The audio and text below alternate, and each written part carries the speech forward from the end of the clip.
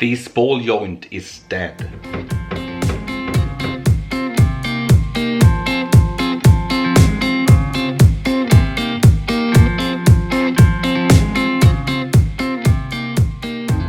Today we have to be fast. In less than 4 hours I have to go and pick up my youngest son from school. So today we are going to change the bad ball joint on the Volvo S40. And with bad I mean like, this is insane bad. So of course when you drive as me with this bad ball joint, it's a little bit stupid, dangerous, and you have some bad vibrations. Over 80 kilometers per hour it starts shaking. And I should have changed this a couple of days ago, but you know, 4 kids, family life, things happens.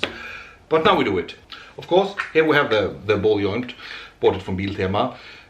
It's a very simple procedure. We should go very fast. I mean, we just have to take off the wheel, clean up the top nut on the inside, because it's full of grime and dirt and shit. So, and we just pop this in, we screw everything back, and we can roll out.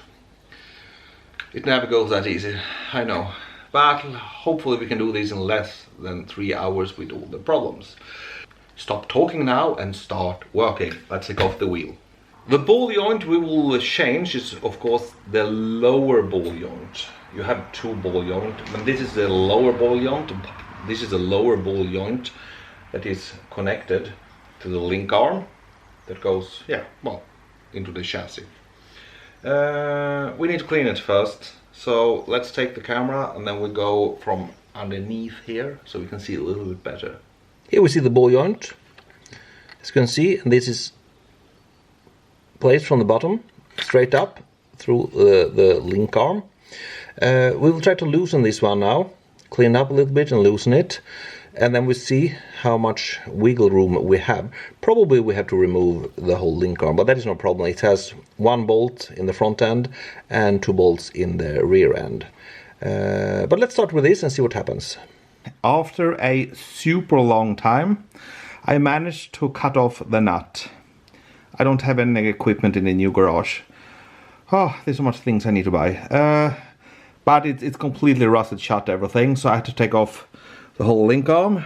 And up here, if you can see, maybe not, I took off the nut for the long bolt.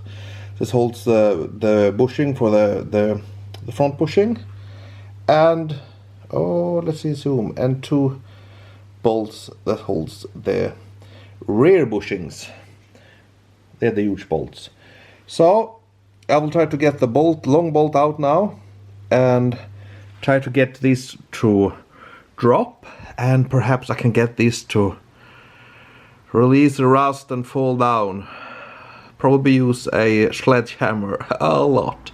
And if I can get everything down, we can take this to the workbench and we can try to get the old broken ball joint out and replace it with the new one. Hallelujah. Well, look at that, it's out.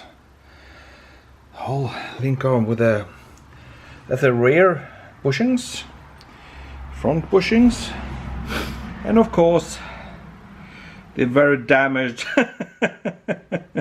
ball joint now. Oh my god, I have beaten this like a, I don't know. Oh, it's crazy. Okay, everything was all rusted, and you see how much I have cut and really been treating it very roughly. Because I don't have any real tools here, that is the problem. So now the problem is I need to get this one out. So I kind of put in the new one. Bloody hell. I'll start hammering away and then we see what happens. To get it to loosen here. I will have a lot, oh, you see how rusted it is. You see the lower end, how rusted it is. I have drenched it in rust remover solver. I think I'll continue to do that. Maybe I need to heat a little bit on it. I don't know. Well, we try and give some banging and see what happens if it wants to pop out. With an immense amount of violence and rust solver and patience, I got the bad one out. Holy crap, that was so stuck. Well, now it's fairly easy. We just put in the new one underneath and we hang it up, everything, the whole arm again, and screw everything tight. Yeah, well, this was not so bad. Even though it's rusty as... hell. Okay, no waiting. Let's fix this so I can go and pick up the kids. Finally, we have it in place. It took a little bit of work because since I used this to get the old one out, I actually managed to deform the hole in the arm a little bit. So I have had to use my, let's see if I focus, my grinder and a little bit of hammer again to get it in good shape again, so I can get the new one to fit in. Plus, everything is pretty rusty and had a lot of corrosion.